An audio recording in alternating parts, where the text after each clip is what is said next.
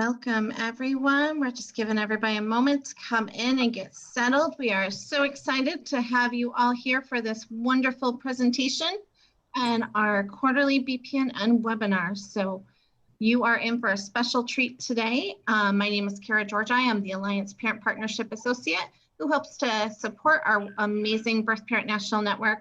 And I am going to pass it on now to Isabel, who will give us a warm welcome and get us ready for today. Isabel. Good morning. Hello.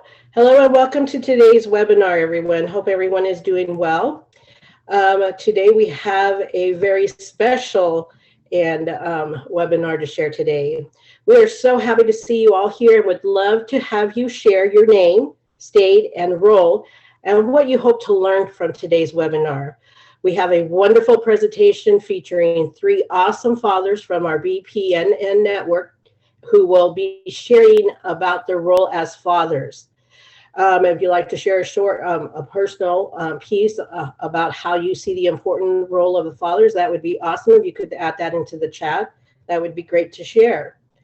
Today, we know everyone comes from different personal places and also what you see in your work and in your communities.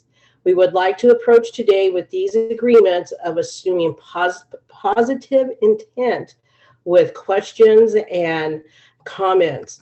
The agreement of assuming positive intent, use Zoom reactions. If you hear something you resonate with, use the chat to comment or questions. Also, feel free to ask any questions or comments as you hear this wonderful presentation. With that, I would like to pass it over to our fabulous father, Edward. Thank you, Isabel. Hello, everyone. I'm Edward Casillas. I'm a proud father of 3 beautiful children and also a proud father of a granddaughter who's going to turn 4 months in about a week.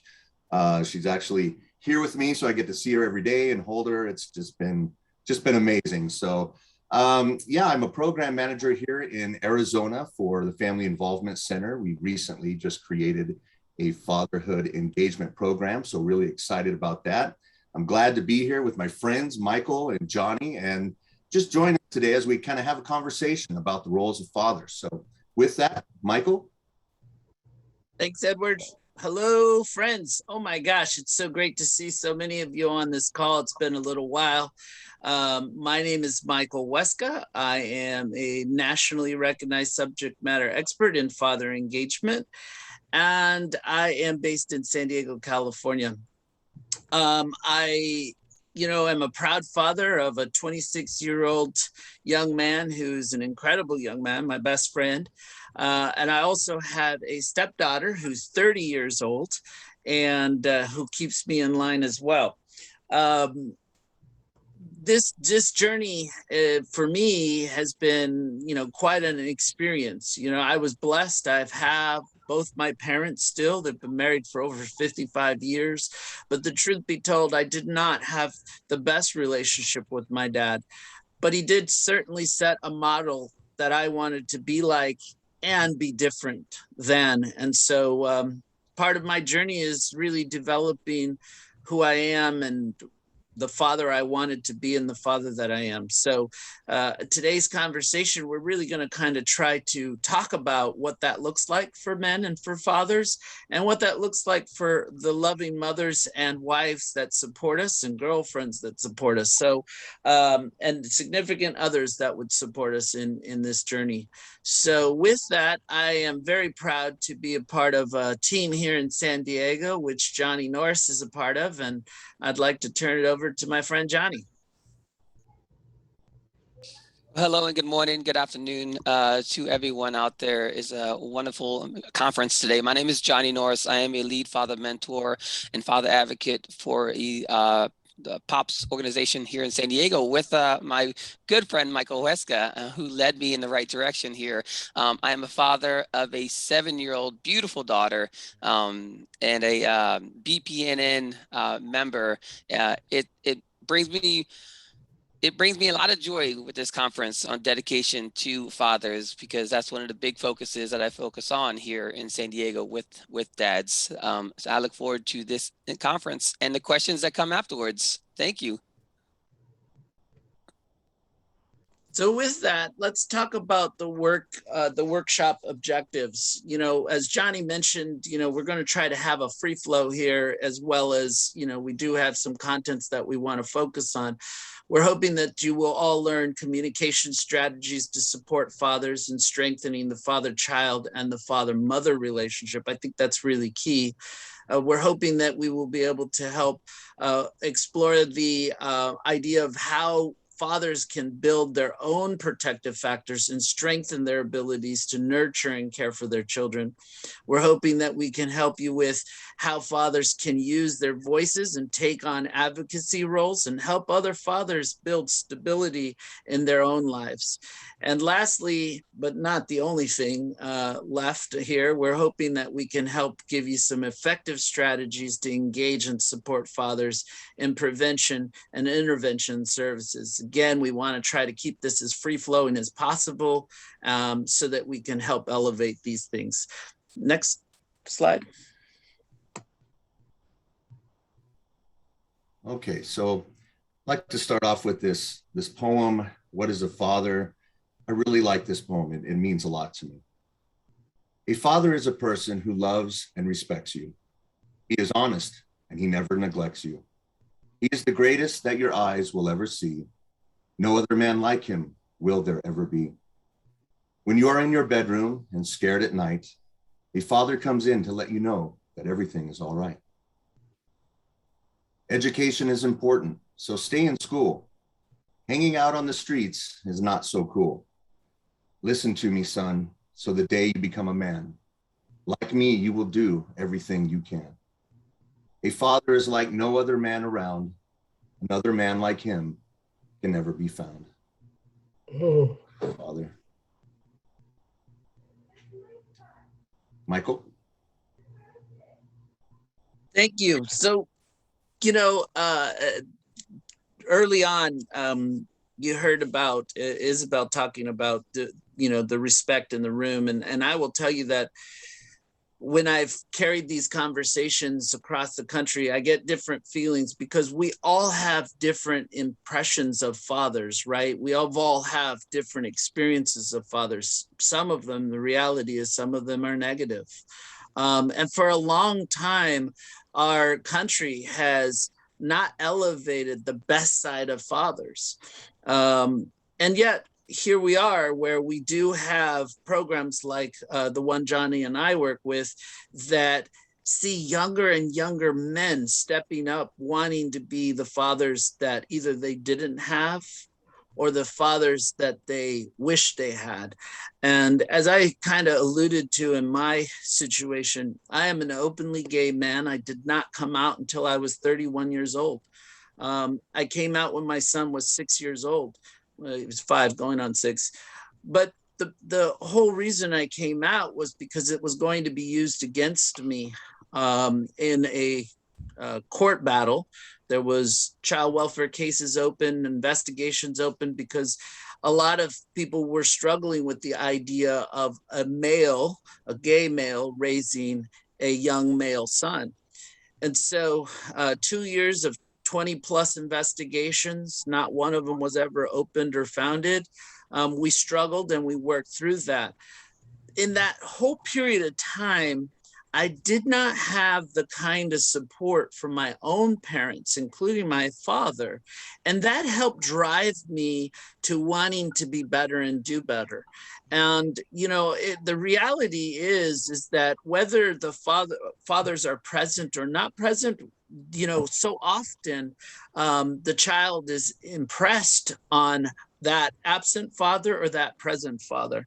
And let's not make the mistake of recognizing that there are other great men in our lives that step up and that try to fill that male role, but that doesn't replace the father. And so I think that's a really important piece. And when we can help fathers, along this journey, and in my case, like so many of the men that I've worked with, I felt alone. I felt ashamed. I felt like, was I going to be the best that I could be for my son? Was I really going to be able to deliver what needed to be able to be delivered for a son, a child like this. I did grow in a lot of different spaces, and I did use a lot of strength to develop relationships so that I had the extra support that I needed, but it wasn't an easy thing. And so, I really want to talk a little bit about how, during this conversation, about how we can help grow those strengths, because it's something that wasn't highlighted from the very beginning for me. Was I often struggled with recognizing what value I brought to my son, what value I could have given my son, what value did I have to be the best father that I could be.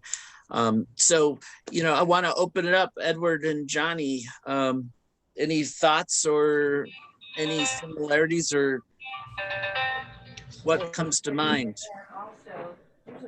Well, it made me think. I always wanted to be a good father. I wanted to be a loving father. I always kind of wanted kids.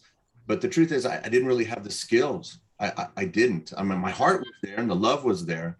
But I had my biological dad, I had a stepdad, and they both gave me a lot of good things in my life. They really did. They were providers. They worked hard, but they didn't really talk about, feelings or things like that. I relied on my mom for that, but it would have been nice to have that kind of conversation with my dad.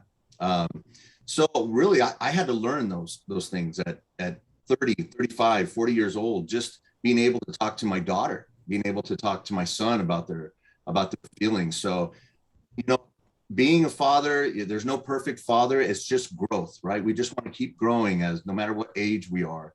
But we have a very important role in our children's lives. So, Johnny, what are your thoughts?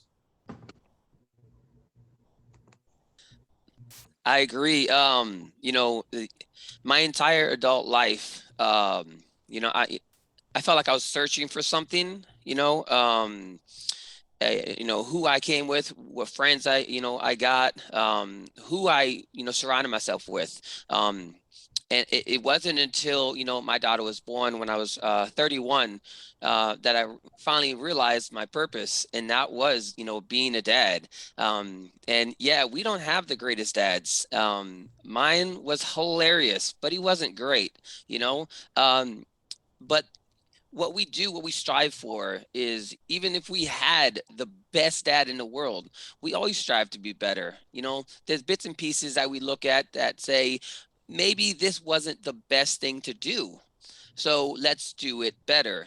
And thankfully, with success of some of the services that were granted to me, I was able to learn how to be a better dad, and riding this, as the screen says, a journey, riding a journey, as raising my daughter, with other dads and their experiences, sharing their journeys, helped me out as well. And as Edward said, it's an ongoing, journey. You just learn every single day is something new that you learn, to better yourself, to raise the next generation. Yeah, I want to elevate what Tim put in the chat. And, it's something that I think is very important. There are other great men that step in, that fill that male role model position. But that's sometimes, and this is coming from the data that we've been collecting in our program, when we talk to young men who had absent fathers, who had other male role models, they always go back to, I just wish I understood why he's not here. I just wish, or I really have this desire to know more, or I wonder if I'm like him, or I wonder if, and that is not to take away from the greatness that so many men put into children. But it's certainly something that I think children do struggle with, whether they vocalize it or not. So with that, let's go to the next slide. And Johnny, walk us through this one. Yes, definitely. When I'm talking to dads, on our weekly talk circles or on our one-on-ones that we have here in San Diego, the first thing I try to get through is, what is a dad? What is the how are we viewed in our society here in this country, how are we viewed as a dad? And a lot of it comes, from the media, right? A lot of us grew up watching TV. Maybe it was a 15-inch with a big thing on the back. The tube ones. Maybe it's a 20-inch. Maybe it's a flat screen right now.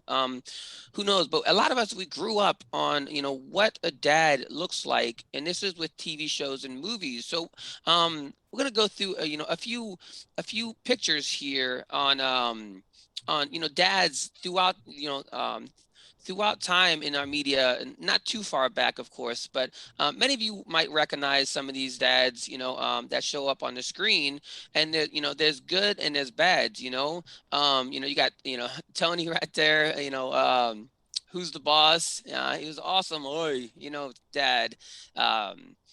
You got, Uncle Phil. Oh my gosh, I can't tell you how much, I looked at qualities and just his, his actor and what he did, when he brought in the show. I know this is all, just fake media, actors and stuff like this, but it's a portrayal of dads. You have the good dads, but then you have, the bad dads, as you see on the screen, like, Homer Simpson and Peter Griffin, that always mess up. They're always messing up. You always have this picture of dads just always messing up. Dumb dads that don't know what they're doing. You have John Goodman and Roseanne, who's always working. Who I remember him. Every time a problem comes with his children, he just pushes it over to Roseanne. He doesn't know, he didn't know really what to do with it until her approach was in it. And that kind of, brings a bigger picture of fathers, is that we were raised, or we were shown that when it comes to the issues with our children, it's usually better if those issues are addressed by mother and not father. So it kind of takes away from us as fathers to be able to do that. As you can see, maybe some of you resonate with some of these dads, on this picture. And maybe some of you have different, images of dads as you were growing up. I can fill this slide up with so many different dads.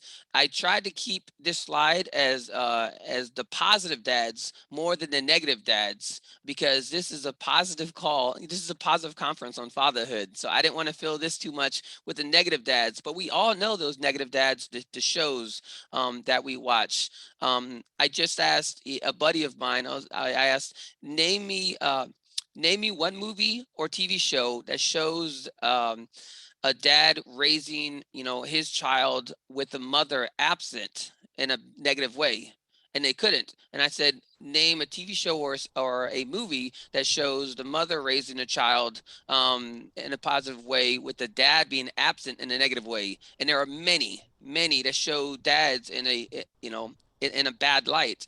And it when kids are growing up and they're watching these movies, even as adults, we're watching these movies, we're pictured in a bad way. The deadbeat dad, the joke about dads going out and getting cigarettes and never coming back. Those jokes are always focused on dads leaving. Right. And so, I wanted to bring this up just as a societal view on how dads are being seen, in everyday light. Now, thankfully, two programs such as Pops and the one that Edward is heading up in Arizona, and others that are popping up around the country, we're getting more enlightenment. We're getting, more activity with dads who are stepping up and saying, I don't want to be a deadbeat dad. I Johnny, don't want to be. That's a great point. And as there's been lots of comments in the chat, and I just want to remind us, Johnny's point is there was a lot more of the negative view. We know there was exceptional dads that were portrayed, Mrs. Doubtfire, Little House on the Prairie, for those of you who are as old as I am, and remember that one. Johnny, you're too young for that. And like Jeremiah put in the chat, dead broke, not dead beat, but dead broke. And so, I do want to point out, as Johnny was pointing, the perception that sometimes is portrayed. If you don't have this book, I'm going to tell you, go out and get it. It's worth it. It's called The Boy Crisis. and it's like an encyclopedia to really trying to understand what it's like to have fatherless children growing up in fatherless homes and so on. And it's just a really good book. But he points out even ads that were portrayed, and this one was a Clorox ad that refers to a dad being like a dirty dog. And this was in the 80s. I'm sorry, this was in 2013. So again, there's definitely some core facts in what Johnny's trying to push here, as far as us being aware that there was that negativity. And imagine what it's like as part of the barriers, when children do have absent fathers and they start watching these types of dads. What kind of a message it sends. So possible barriers preventing, let's be real. Sometimes it has to do with the fact that we have a high presence of social workers nationwide that are women. And that sometimes is a challenge. I have had lots of social workers that I work with that are women that when they dig deep, they just say, two things. One, the system isn't designed to help me support dads.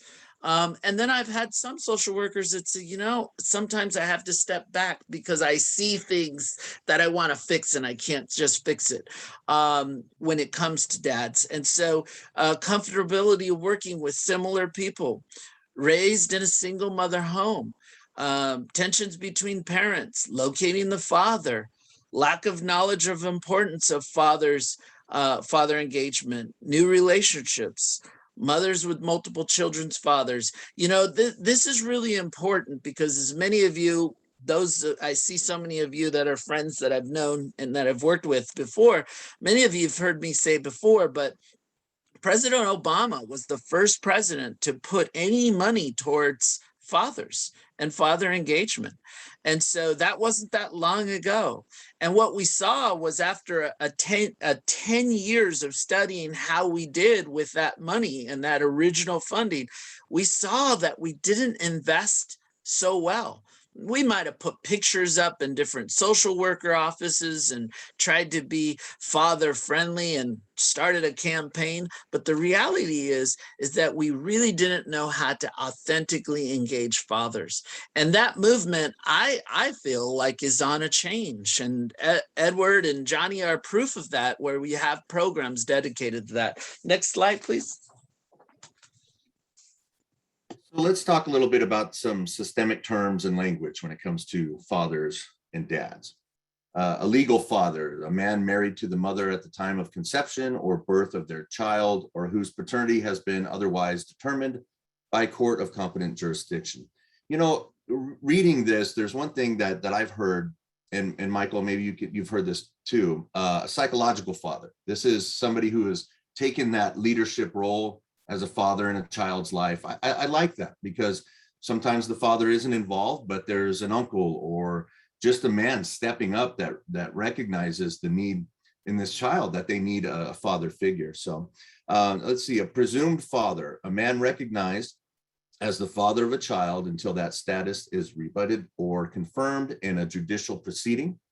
This father has established a father-child relationship by signing an acknowledgement of paternity, has acted like the child is his own and raised the child as his own. And I would say this about my stepfather. I'm going to give him little props here.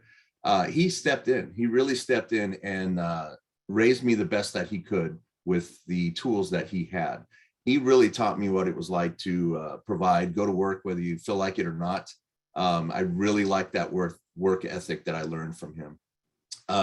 Biological father, a DNA test shows that he is the father of the child or has been issued a judgment of paternity from a family law court. And then an alleged father, if the mother of your child has told the social worker that you are the father or the other parent. I think about, the system, and a lot of the times when working with families, and I fell for this too, is I would be working with the mom and the dad. We'd be talking about parenting, and mom would be right there. And I would focus on mom, and dad would be in the background. And I would have to catch myself and say, I need to include him. This is another dad. He can talk about parenting as well. And the moment I did that, this father was engaged. I was now talking to both of them as a team of parents. So it's really kind of our mindset when we're working with parents. Let's include both of them, father as well. Johnny, I know you might have an additional on that language piece. Yes, thank you, Michael, and thank you, Edward. It's funny because actually, when my case started back in 2014 with Child Welfare Services, all four of these titles were given to me at one time or another. As Edward was talking about, the agency when including discussions. The hardest thing for them to do is first to find a father, and in my case, there was a potential of it being two different people. So at the beginning, I was the alleged father. And then it went from alleged father to presumed father. And in the middle of that, I was actually the legal father technically at the same time because I was married to her. And then through the juvenile court system and a paternity test, I then moved into the biological father on paper. However, with the agency, for the rest of the case, every time I saw my name on the paperwork, it was presumed father. And not just father, it was presumed father. The entire time on the paperwork, mother was mother, and I was presumed father. What did And that make you feel, Johnny? I'm sorry. I just want to really dig in as far as the language, because it is imperative for us to understand the importance of changing language. How did you feel being all four of those titles? I got to tell you, it was confusing. Didn't know where, for the longest time, I didn't know. I kept asking, what do you mean presumed father? And real quick to jump on to what Edward was talking about with his own stepdad. I was a stepfather, to four other children before I had my own. And it's a huge piece to step up on, and I loved every minute of it. But I knew I wasn't their real dad, but I love the role. And when getting into the role of having my own biological daughter, seeing my face in hers, and seeing this on paperwork as presumed, instead of just father, instead of I'm the father, you've already determined that I'm the father. Why do we have to continue on for another 16 months stating I'm presumed when you already determined it? It was, it almost was if I was being pushed out, like I was just there just to be there, even though my daughter was, given to me right out of the NICU, 3 months premature. Um, it was just, I was this person that just happened to be there, but mother was mother. And it was, yeah, it didn't feel as good as it should have. Thanks, Johnny. Next slide. So this is one we could have a conversation on, Johnny. I think, yes. Sorry, this was my slide. As I'm talking with dads, every time I'm getting many, many quotes from them, really good quotes on, what they're facing. And a couple years ago, I did a practical application for mediation for a dad and a mom, brought them into the office. They were facing, going into mediation. And as many of you probably know, that's a scary thing to do. Have a third party come in and try to tell you, how and what to do. So during this practical, application mediation, it was talked about that, you know, if dad got the chance, will he wake up at 7 o'clock in the morning, and get the child ready? Will he wake up at 4 in the morning when the child has a nightmare? The mom continued to say, you've never done that. Always have to do that. You never done it. Well, finally, the dad stepped in and said, the reason why I never did it is because you never gave me a chance. In that quote, when he said that, it resonated something, inside of me that remembers every time I'm talking to a new dad, we are never given a chance to do things, that we could strive at, but we're seen as maybe we're not good at.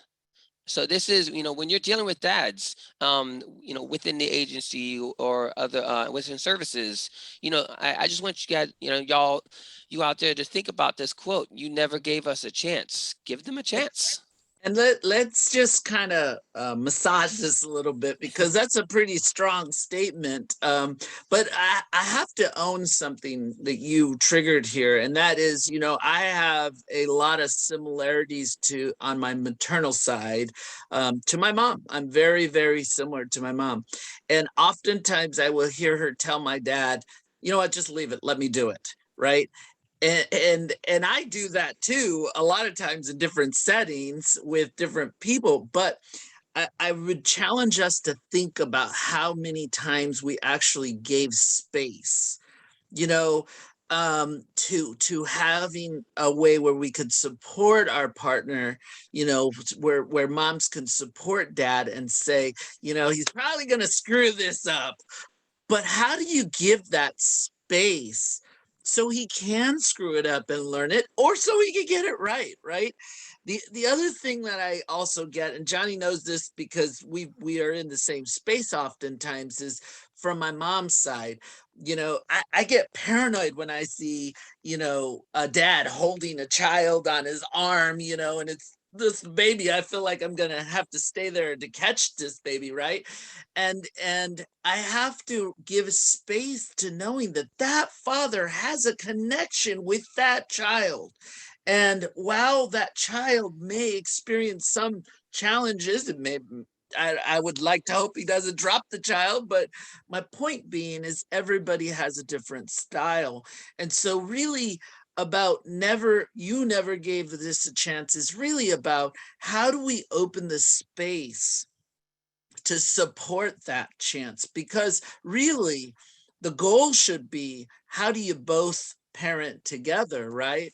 And if you happen to have that trait that both my mom and I share, where we want to say, he's probably going to screw this up, how do we make sure that if that does happen, we're there to support and make that change? Edward, any thoughts on that as we move on? Yeah, actually, it made me think of how I hold my granddaughter and how her dad holds her. She's getting bigger now, and with her mom, it's very cuddly, very cuddly right here. But with me and him, we hold her up and we're moving her around, and and she loves it. She smiles, she laughs, and the baby needs those two different kinds of nurturing and love, the kind that dad gives and the kind that mom gives, and both are equally important for her little brain to function and learn new things. And it also reminds me of going to the grocery store, and I seen a dad, and he had his baby on one of those little, I don't know what you call them, but it holds him right here, and that baby was so happy. It gave that dad a thumbs up. And so yeah, it just reminded me of that and how important it is for children to get those two different kinds of nurturing. Yeah. Next slide. So the more resources needed for dad, more resources and supports are needed for fathers. Services are narrow, available, and not always available, and often geared towards mothers. Community partners need to provide supports for fathers who may need help and basic needs such as housing, job, skills. I mean, we have a housing crisis across this country. I am encouraged to hear different entities, states, and jurisdictions actually taking the time to invest in fathers differently. Arizona is one that took a great leap. Maybe this is a great time, Edward, for you to share a little bit about that. Yes, it's one of a kind. It's actually through the Department of Child Safety, and it is the Fatherhood and Engagement Program. We're still in the planning stages right now, but it's a statewide effort to reach out to young fathers, older fathers, to try to support them in their needs and supporting their families, and to keep, we don't want children and families to be involved with the child welfare system. So if we can strengthen fathers to help be there for their children, be there for the mothers, then that just helps our community as a whole. So this is a wonderful opportunity. I'm super excited about it. I'm nervous about it, but this is where my heart lies. And I know that a lot of children and mothers and fathers will be affected in a positive way through this. So it's really exciting. Thanks, Edward. Thanks. So let's talk more about strategies. Next slide. Strategies to increase father engagement and communication. You know, I think this is really huge. One thing that I think is a basic, but sometimes we forget when we're working in the system, is everybody communicates differently. And that is a critical piece to keep in mind, you know, when you're dealing with fathers, because we definitely communicate very different. And, you know, it's interesting because I have our office is in a space where we have the majority of the office mates are women. There's Johnny, myself, and one other male on one wing. And for the longest time, when I'd come into work, I would see the women get together and have coffee together in the mornings, and they'd talk about their night and they'd talk about different things. And Johnny and I might pass by and say, hey, good morning, whatever, you know, or did you see the game last night, or whatever that might look like. But it was minimal conversation. It was less communication. It was going to be more about work, right? And sometimes when we got into closed spaces, sometimes we would venture off into other subjects. But my point being is that we know biologically that women communicate differently, men communicate differently. We deal and communicate differently with different things that we're faced with. So with that, Johnny, let's talk about some of those strategies. Yes, thank you, Michael. And by the way, those are always good conversations that we have. You know, one of the biggest things, you know, when dealing with dads, first of all, is to build their trust. The biggest barriers for dads, you know, dealing with services and, you know, agencies and entities, as Michael was talking about, is, you know, the trust factor. You know, can I trust these people, you know, to do what, you know, is best, not just for the children, but for me. So one of these pieces of building trust, you know, is supporting the good impressions, you know, the positive impressions about dads, you know, whether this be sharing a story about how your dad, you know, as Edward was talking about, you know, throwing you up in the air. You know, I got to tell you, I remember, you know, holding my daughter up in the air with one hand and her mom like, oh my God, don't do that. And I'm like, I got her. I still do it to this day, and she's 7. But you know, good stories bring good impressions. You know, the positive side of things and what they bring to the table. You know, giving them the benefit of the doubt, hearing them out. You know, asking them, you know, what their views are, what their opinions are, how they feel about certain things. You know, asking if there are barriers. You know, as I just discussed it, you know, there's a lot of barriers with dads. You know, I think one of the biggest barriers to dads is, you know, stepping up and asking these questions. That's one of the I see it every week when I get a new father in, is, you know, I have to pick on him, you know, like, hey, can you share some of this stuff? If you don't feel compelled to, you can hear us out, and maybe next week you'll share.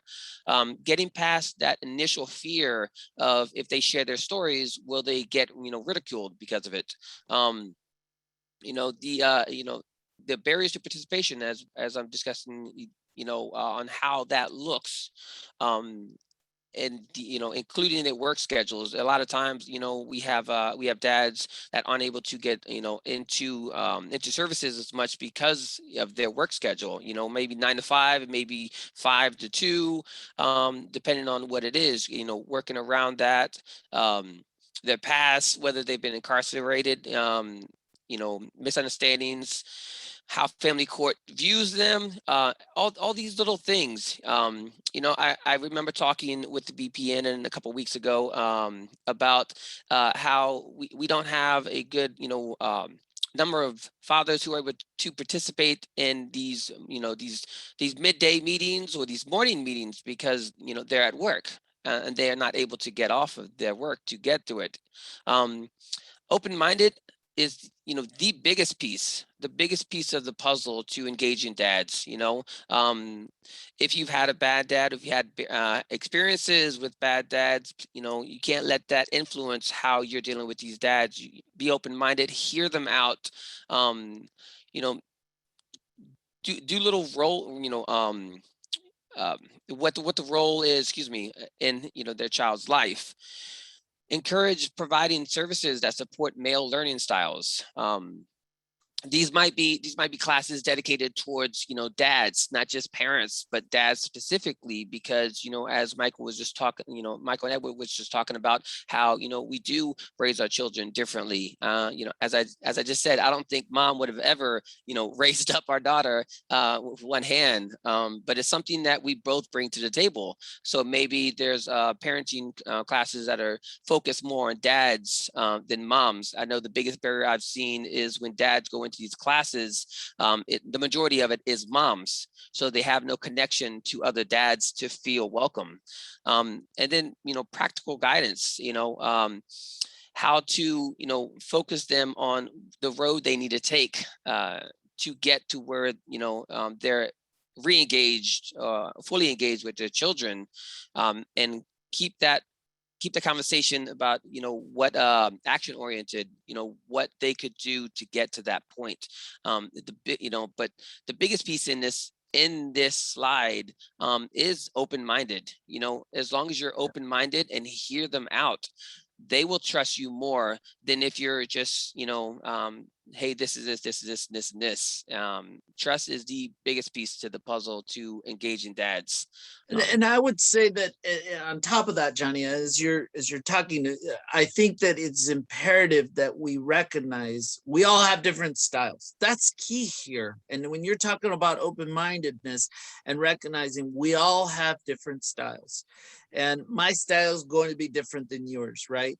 And so when we engage with fathers, coming with a preset mind frame is going to be a challenge. And what we have seen with a lot of the men that we work with is they shut down, they disengage, and that is really key. So I think open-mindedness also to me translates into communication. It also translates to me in recognizing, and I think for us, as those of us working in the field of families, working with families and working with children, I think for us it is a conscious effort to recognize I'm about to deal with a man that I don't know what his style is, and I want to learn, and I want to know what he brings, what different things he can bring to his family. Next slide. So gaining respect. And when I was thinking about building trust takes time, right? You don't just trust somebody right off the bat. It takes time, especially when working with dads, to be authentic and consistent and not judgmental. That really helps build trust. And with that, gaining some respect.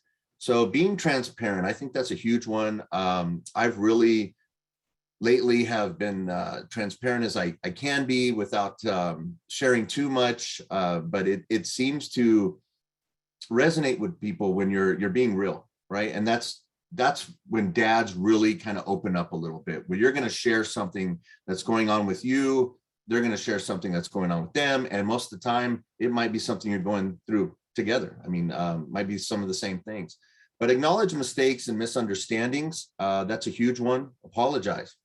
Sometimes for men, it's hard to say sorry. Yeah, I made a mistake. Not sorry you feel that way, but yeah, I'm sorry I said that. And then ensure required services are appropriate and meet reasonable efforts, requirements to reunify or unify the child with the father. That's a huge one. When I went through my child welfare case, I needed to make sure the services that I was getting was appropriate for what I was doing for me and my family. Ask dads for input. That's a huge one. What are your needs? What are your thoughts? What does your child need? Ask dad for his input and his thoughts on fatherhood, even that. Provide the same level of service and outreach for fathers as it gives mothers. That's a huge one. That's something that I think we're all working on, is trying to get that level of service equally for fathers. And don't discount the emotional disclosures or how the father is feeling. So this is a huge one.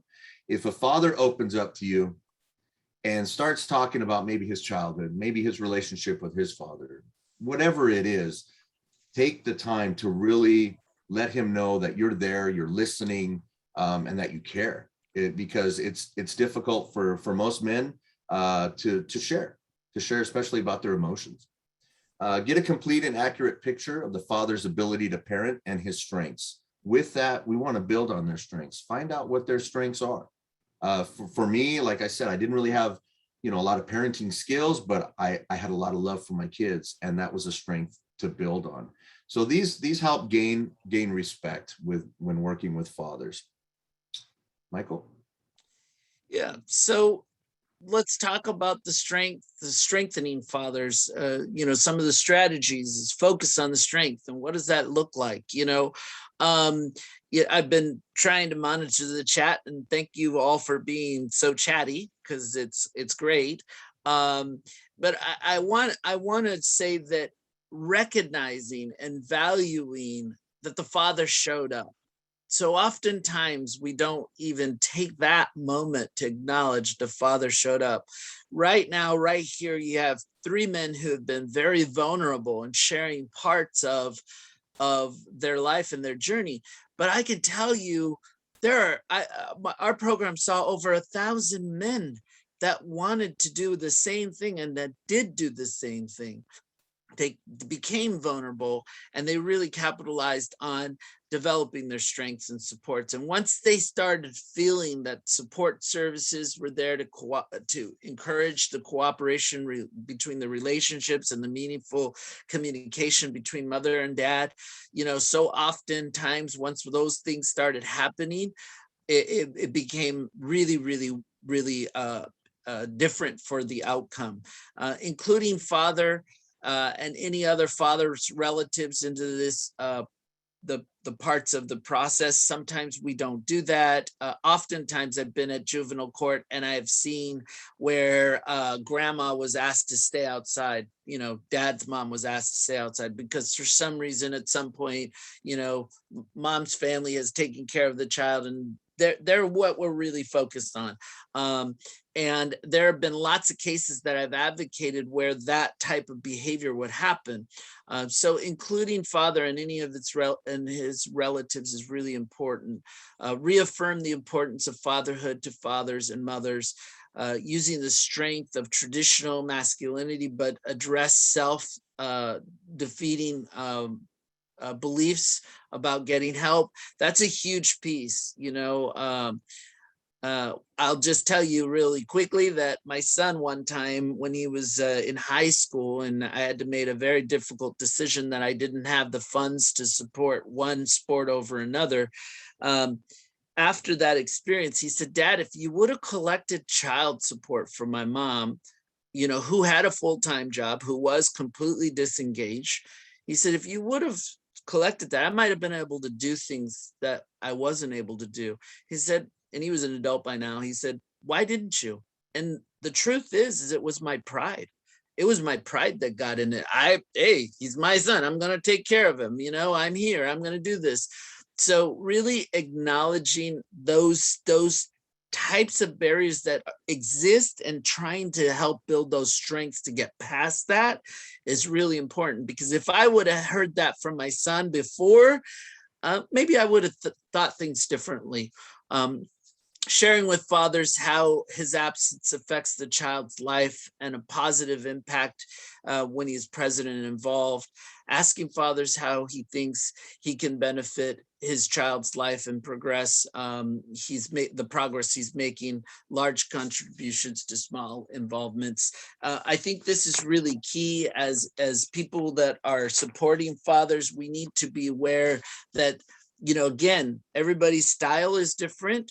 Everybody's communication style is different, and so is the process in which they're hearing things, right? And think about the implicit bias that a father might have about you, the worker, And then think about the implicit bias you might have about the father. I think those are conscious things that we have to definitely invest in from the beginning and acknowledge as we're building these strengths. Next slide. Michael. Yep. Sorry, can we go back to that slide real quick? I just want to touch on something with strengthening fathers. I want to share a quick story on the impact of the support services. I remember at the very beginning of my case, we did a meeting with, I think it was YWCA, Michael, and it was a huge turnout. It was like 18 people, and most of those were on the mother's side, the mother's family, and it was just me in that room. And Michael was there. This was, I think, a week and a half after entering into the POPs organization, into their services. And throughout the entire, group, it was stated, Johnny can't do this, Johnny can't do that. We need the child because we don't believe Johnny would be able to do this. And without even knowing me full on, even with Michael's doubts about what he thought I was doing at the time, he stepped up and said, hold on, this is a father who has the ability to do all this. And I swear, like when he stepped up and stepped into that and he defended me without even knowing me that well, it shut everyone up and had them all questioning, if I was good enough to do this. He gave that trust, he gave that respect to me, and he strengthened me because when he was talking, he made me believe I can do this. With the world against me, I am able to do this. And that support is what, led me into, moving forward and getting my daughter out of the NICU. And it was just a huge benefit to that. And without him being there, I don't think I would have been able to do it. So I wanted to share that about strengthening fathers and how that affects it on a personal level. Thanks, Johnny. Appreciate that. And you did what you had to do, and you stepped up and you did it. You continue to support your daughter, and she's such an incredible young woman because of it. I believe that. Next slide. So building protective factors, it's really pretty interesting when you actually start to look at the protective factors and you start looking at our different clients or individuals that we're working with, so oftentimes the systemic side of things where we recognize, oh, this is a client, right? These are fathers, these are mothers, these are children, this is a family, and they have strengths already. So when we look at protective factors, we can start helping them strengthen those protective factors. As many of you already know, here on the BPNN, we have access to protective factors and we have lots of great tools. And these defining 5 protective factors are proven to help us keep children safe. And when you start to go through them, so often, especially in facilitated groups, dads are like, oh, that's what that is. I didn't know that's what that was called. I do that all the time, right?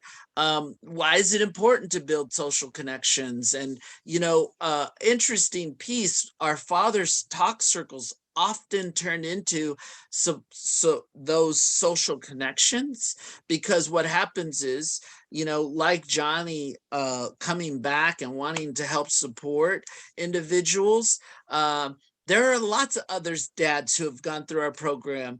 At one point we had 97 guys that were like, hey, what can I do? What can I do? What can I do? How do I help? And they helped us build those social connections for new fathers coming in who may not have had those supports. So really acknowledging and working off of, in our situation, we often do work off of protective factors in some way, somehow, and integrate it into conversations. Every conversation that we have, not all of our cases are child welfare cases. The program that we work with are work in the criminal courts, work in child welfare services, as well as work in family court, and bringing protective factors in every one of those courts is possible. And that's what we try to do. I think it's really important to recognize that when you start to really outline what are protective factors, how easy it is for families to relate and connect the dots and start understanding, hey, I may have been doing these things and never really recognized these were protective factors. So I would say we have one of the greatest resources right here in this network, which is dealing with the protective factors, and fathers are hungry to learn. I can tell you that most of the fathers that I've worked with are showing up every week. They're doing what needs to be done, and they want to learn. And so when we have tools like this one, it's so awesome to be able to share them. Next slide.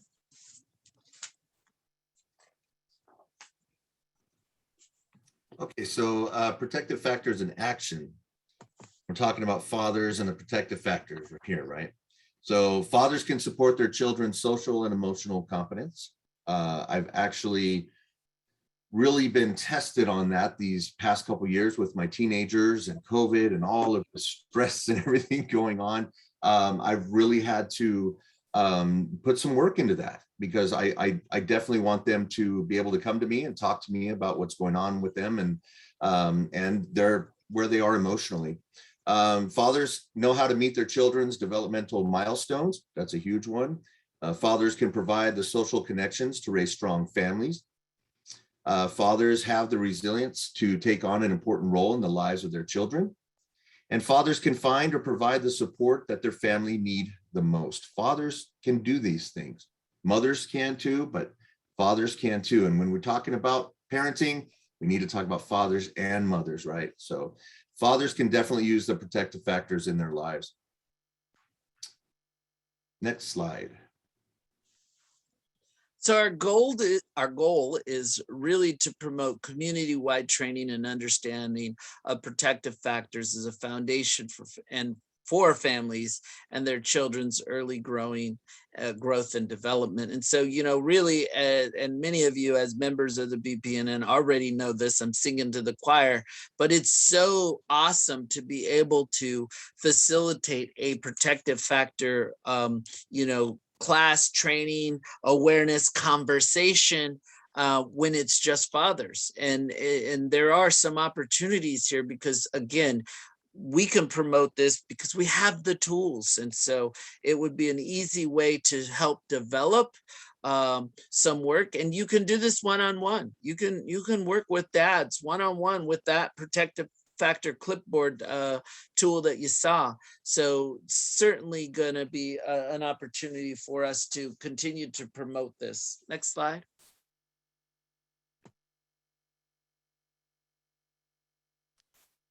Sorry, trying to unmute myself there. So let's talk about advocacy roles for fathers. As a father advocate myself, as Michael and Edward are as well, how does that look? So, as it says, fathers can use their voices and take on advocacy roles to help other fathers and address barriers. As was being discussed earlier, a big barrier to father engagement is connection. The thing that makes our weekly groups, our father talk circles, so great and so powerful is that it's fathers talking with other fathers, connecting with other fathers on the same level, on the same playing field, hearing their stories, sharing theirs, getting past the belief of, holding all the emotions inside and actually sharing them, shedding a tear, getting the information they need to get, because other fathers are speaking on this. And this is not taken in any way, shape, or form away from mothers and women who are here helping fathers to move forward. We greatly appreciate it. Fathers will greatly appreciate any help and services that they get. We're grateful for the grandmothers, mothers, daughters, sisters, aunts, who are taking on the role of fatherhood engagement and helping move that forward. But the barrier in dealing with dads is that connection, and whether a dad can fully open up. on that level. So these tools that we provide for these dads to help them elevate their their stories and their cases, by seeking out assistance, seeking out the same kind of level of support, is these weekly talk circles, these fathers groups, that move it forward. I swear every week, I get at least one father who messages me after after our group, which our group goes from 6 o'clock to 8 o'clock p.m. Every Wednesday. Here in San Diego, it's virtual, it's via Zoom. I'll be getting text messages at 9:30, 10 o'clock at night, like, Johnny, you don't understand how much this group means to me. And I'm sitting there in bed about to cry because it means so much that the father is able to actually share and move forward with them, just based on a group that's dedicated towards them, to give them the voice that they need to have. And as Michael was saying earlier, many of these fathers, they come back and seek, how can I help out more? We have 6 other mentors with us, all volunteers, that give back and help out with fathers. We have fathers who come constantly, week after week, month after month. They are dedicated dads, that give back and say, hey, maybe this isn't the right way, because they feel like they can come back. And that's what, that's the barrier we got to get past, how to get these dads to feel like not just that they're welcome, but they're always welcome. So this is one of the roles we've moved forward into that. So think about this as engaging as in your community, how to engage dads. Dads groups are the biggest help to getting that voice out. Good point. Next slide. So Family First Prevention Services, as many of you probably already heard, is a law that is in place. And, this gives us an opportunity to really help build and enhance policies that build family well-being. And a lot of the states that have submitted their proposals have outlined initiatives to really work with fathers. We're seeing the opportunity of being able to support children in a different way by really acknowledging and looking at how we can support dad. So this is a good opportunity with Family First. Family First Prevention Services, as many of us on the call. I know Jeremiah, I saw Timothy on there. There's others that have been working on Family First for years. And when it finally got into play, it really wasn't the law that we wanted, but it certainly is an open door. It certainly is an opportunity to do things in a different way when it comes to children and families. And if your state has a plan, they more than likely have submitted plans to include parents, because that was part of this whole initiative. And being able to include parents is great, but being able to really outline opportunities for including fathers is the next level. And I think that's something we should really advocate and continue to advocate for. Next slide. If you are not part of the BPNN, please join. It is a wonderful organization. I'm going to read the vision, and then I'm going to talk a little bit about what it's done for me so far. So our vision is build and maintain a national network composed of birth parents and organizations that support birth parents as strategic partners in prevention and child welfare systems reform, and to help educate policymakers about the need to align child welfare goals and funding. So I had heard about the BPNN a couple years, well, maybe about 4 years ago now, and I didn't think much about it until I really looked into it. And then when I became a part of it and part of the Children's Trust Fund Alliance, it has opened up so many doors. It has helped me really bring my voice as a father to the nation and other dads, and open the door for other dads to talk about their experiences. And it's really just been a wonderful experience for me. So if you're not part of the BPNN, I would say join, please. Next slide. Thanks, Edward. That's definitely worth whatever money they're paying you. I'm just kidding. Yes, thank you. We'll send the bill, right? Yes. This has been a great conversation, and I hope that you recognize there are opportunities for dads to help us when it comes to policies as well. To be honest with you, when Johnny shared that little piece, it kind of caught me off guard and was a little bit emotional. But imagine if he was able to share that in front of some policymakers, and really invest that opportunity where he can take his story to policymakers. Our little program is so underfunded. It is so underfunded. I've had conversations with state directors. As many of you know, I do a lot of work in child welfare. I had a conversation with the state director when COVID hit, because one of the first programs she cut was the fatherhood program that she had. And she didn't see any other ways to cut certain budgets. So she cut that one. And I called her up. I was like, what the heck are you doing? And it was really something that she really took back, and she had to reanalyze, and she did the right thing and reinstated it. But my point being is having more fathers that are able to share their stories, to help us get rid of that original image that we started with all those crazy dads that were on there, and recognize that there are fathers who are stepping up and doing what needs to be done.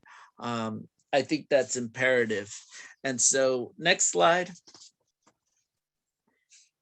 So I'm not sure if we have any questions that somebody might want to come off mute to ask. I thought I saw my buddy Timothy put something in there, but it went by so quickly. I'm not sure if you have a question, Timothy, you wanted to ask, as long as it's not a hard question, Timothy. Hey, Michael. Yep.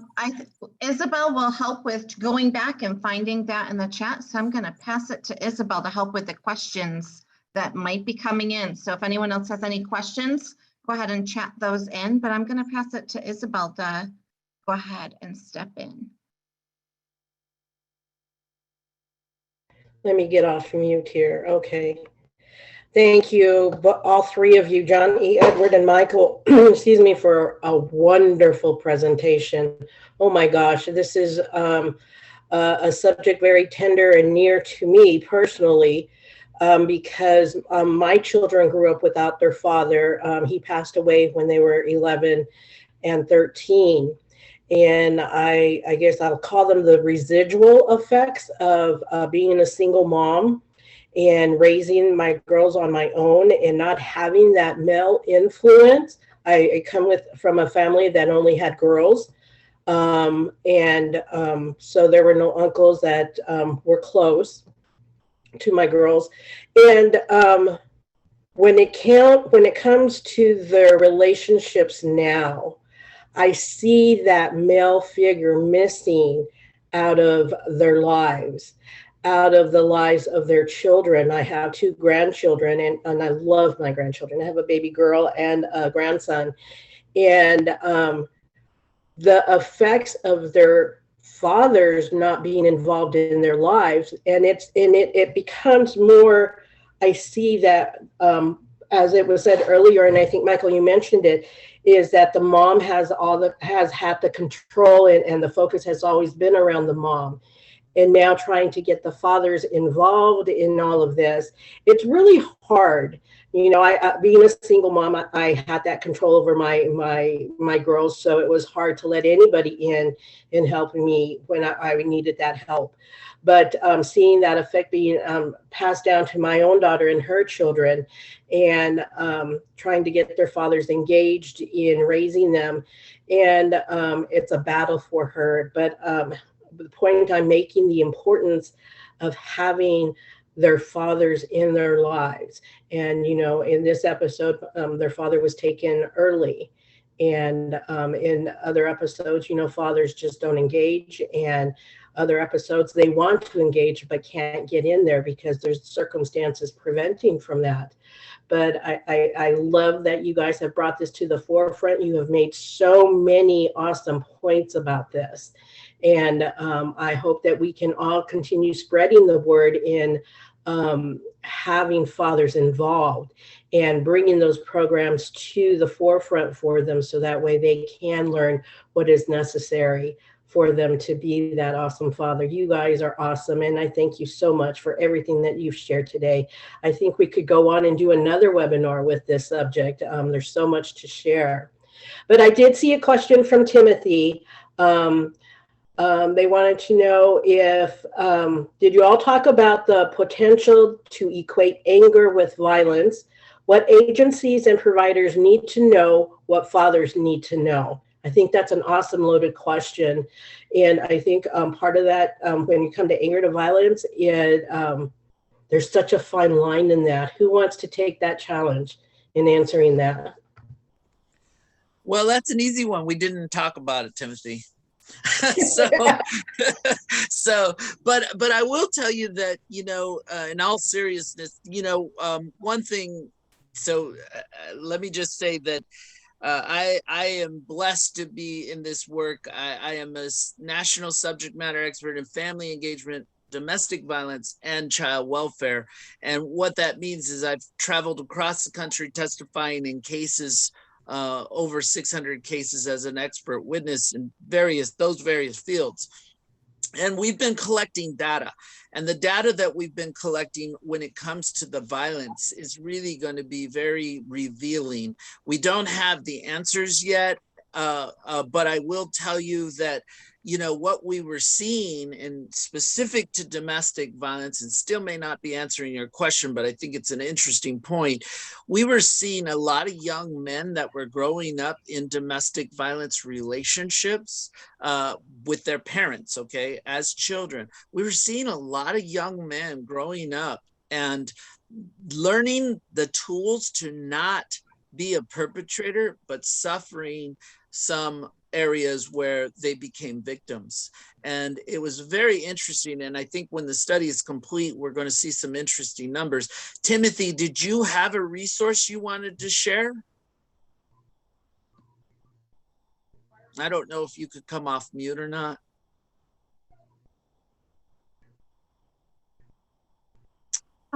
Michael, I don't see Timothy here, but we do have another question. Okay. Chicoria asks, what have you noticed that worked or works best for mediating or strengthening the mother and father dynamic, especially considering co-parenting? Well, I think to get a neutral mediator is key, because so often the mediators themselves share a bias, right? And they already are used to coming in with recommendations that are going one way or another.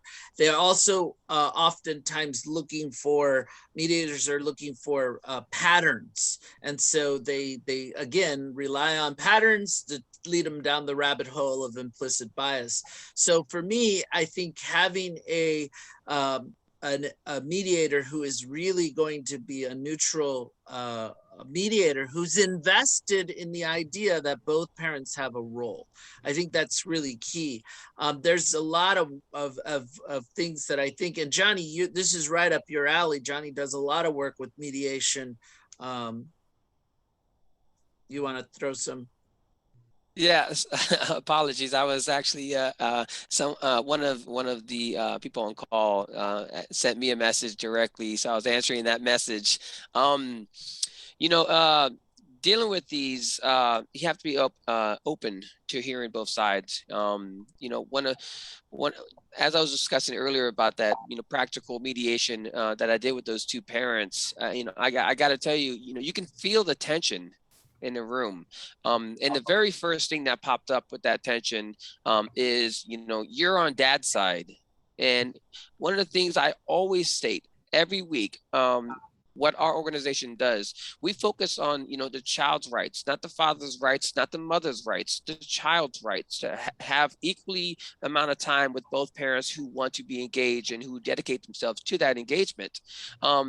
And, being on that level, even we advocate for the dads, but we do hear moms, we did in fact have a moms group for a time period while we were still in person, because we know that that's what the children need. So having that open, that open venue to hear both sides and say, it's a three-sided story, right? It's his side, her side, and the truth, right? As they say, you want to be able to hear all the different opinions and values that come into it, and not just stay on one side. So one biggest difficulty I see when dealing with dads is, this is my right to do this, and I got to remind them, when you think on a level like that, you're not thinking successfully. So bringing them back down to the level of the childhood. Anytime you're dealing with fathers or even mothers, bring them back down to the level of the childhood, to the child and the children, and what's best for them is the best way to approach both parents on that level. And that's what I've been working on. Yeah, and I would say, T. Corey, another strategy that we've used is we've actually literally sat down and started off with both parents identifying positive strengths about their children. Once you, I don't know if you've witnessed this, but we've witnessed this with a lot of the guys that we work with. It becomes a session where they're just venting, right? They finally got somebody to listen. So I'm just going to come in and complain about everything that's going wrong. And I used to come home from work drained, just so drained, that negativity and trying to just survive and dodge all those questions and what have you. And so we did something different. We said, you know what? Let's start the meeting with something that we all can stay focused on in a positive way. So we started the meetings with, tell me what is something your child does that makes you smile. And all of a sudden, like, every guy had a story. And in fact, at one point they had more than one story. Oh, and this one and this one. And the tone was changed. And then we rolled into, okay, now let's talk about some of the challenges we're having. So I think that was a lesson learned for us, and it was a strategy that works, and it works in mediation as well. Because when you can get them to really recognize that they both have interests that are in the well-being of their child, and focus back on the child, I think that's where you're going to start getting some movement. That's awesome. Michael, sorry, step in real quick. As we move with those positive topics, I gotta say, one of the most moving topics that we had was back in May. We brought up the topic, for Mother's Day. I had all the dads share about, either their mother or the person who raised them as the their aunt or whatever that might be. And for the first time in a long time, a lot of the fathers who are on the call, in the group, they shifted their negative views about their kids' mom because they were talking about their own mom. And it was really surprising to see that. And, that connection that we talk about, bring to that level, how was your mom? What did you remember the best about your mom? And they almost automatically, they shifted from talking about their mom to, their kids' mom who, made difficulty for them, but they shifted it like automatically. And I got to tell you, I was blown away. That's awesome to hear. Sam Blue had a question on how to engage fathers, other ways to engage fathers. And I think you guys made two good points on that. Is number one, think about the positivity. And then number two, bringing them to a point of their own mothers and bringing the positivity on how they were raised as children. And I think those are two good points on that. Having them come back to think about it and changing that attitude of it, because these sessions can go really negative and really south real quick. We do have another question here from Kylie Delaney. What would you say of the need of civics education for teen fathers? Well, I'm sorry, could you repeat that? What would you say of the need of civics education for teen fathers? I would say that there is a need. Unfortunately, most of the teen fathers that I have worked with were incarcerated. They don't get to me until they're incarcerated.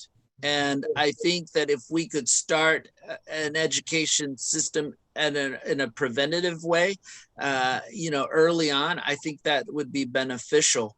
I also wanted to add, and this is not just teen fathers, but any father, authentic engagement. Right. Authentic engagement. And that means different things to different people. And authentically engaging, whether it's a teen or an adult, is really got to be a part of your development of your relationship with that individual. And that takes vulnerability, and that takes time to hear. One thing that when I was working with teens was, that's where we started seeing the absence of fathers. That's where we started seeing repetition of the cycle. We started seeing with teens that were young fathers, many of them didn't have fathers. I had a 13-year-old boy that had a baby that I was advocating for. He was one of the ones that was not incarcerated. He was in juvenile hall and got out, and we were working his case. But what I discovered was he longed to be a father, and his longing was stemmed from not having a father. And that was really critical in his efforts. But, he didn't have the best role models, even those that were around that stepped in. So, I think that's really an important piece if we can educate and get that education early. But the challenge is how do we segregate the boys from the girls? Because I think that is imperative. They are not as vulnerable when they're in a co-ed space. And so that's a challenge sometimes, is trying to get the boys in a space where we can have conversations that isn't juvenile hall or a prison. Awesome. Thank you, Michael. I think we've got room for one more question. And Willie Green asks, is there research of fatherhood within frontier counties? Not sure what frontier counties is, but Willie, I know I saw that you're with an agency. Mathematica did a research for 2 years, and we had multiple agencies get involved. Got it. Okay, so less than $3.99. Mathematica is where I would send you, because we did a research with 9 jurisdictions, all child welfare related, and we took initiatives focused on fathers, and some of these counties were really tiny counties, rural counties that we studied. And the strategies that these agencies developed and found were pretty incredible. And that is a publication that Mathematica did. It was through ACF and ACF and Mathematica, and I was blessed to be a part of that team, and it just was really incredible information that came out. But it does talk about what it looks like to engage, especially in those rural communities where resources are so limited to begin with. Thank you so much, Michael. I want to thank all 3 of you, Edward, Johnny, Michael, on sharing and presenting the webinar today. And I really appreciate it. And I am a father advocate. So at this point, let me go ahead and transfer it back over to Kara. Thank you so much, Isabel. And thank you, Johnny, Edward, and Michael, for a really informative presentation today. I think we all have left with a lot of renewed energy towards the importance of engaging fathers, working with fathers, and what that space really looks like. So thank you all for that. I know there was a question about the slides. We will be posting that and this recording to the BPNN website, so be watching for that to happen. Also, you will see that Lucretia has dropped in the chat the evaluation link. I encourage you to go ahead and take a couple minutes to fill that out for us. I'm going to give until the end of the day tomorrow, so we'll send this evaluation link out by email in case anyone doesn't have time to complete it today. And we'll be doing a drawing for a couple of Amazon gift cards for appreciation of giving us your feedback. We really use that to help inform what comes up in future BPNN webinars. And with that, I want to also mention our virtual convening coming up. This is a huge one, big opportunity. We are going to have the W. Hayward Burns Institute coming in to us for December to talk about structural racism and the current day implications. There's going to be a great opportunity to hear some learning, to really kind of hear about the historical perspective, and to take a look at how this impacts the work that we all do. And so I encourage you, you will be seeing information coming out by email. So if you're in the network, fabulous, you'll get it. If you're not, make sure you sign up and are part of the network so that you'll be getting this information. We'll be having a social media meme that we can share widely to really encourage and support having a courageous conversation like this. So please join us for the 7th annual virtual convening. It'll be a wonderful opportunity for us all to come together and learn about such an important topic. And with that, I just want to say thank you for all of you for joining us today, for our amazing presenters sharing so much heart, so many stories. And I also have to give all of you who have been in the audience, you have been very active in the chat today. Thank you. Thank you for the comments, the ideas you shared. That's what makes our Birth Parent National Network so strong. So stay connected. Let us know if there's anything else that we can do to help support you and keep this network growing and strong. We will be in touch. And with that, I'm just going to say thank you. And I hope you all take care and stay well. And thank you for filling out the evaluation in advance. And we look forward to staying in touch. Take care, everyone. Bye-bye. Thank you all.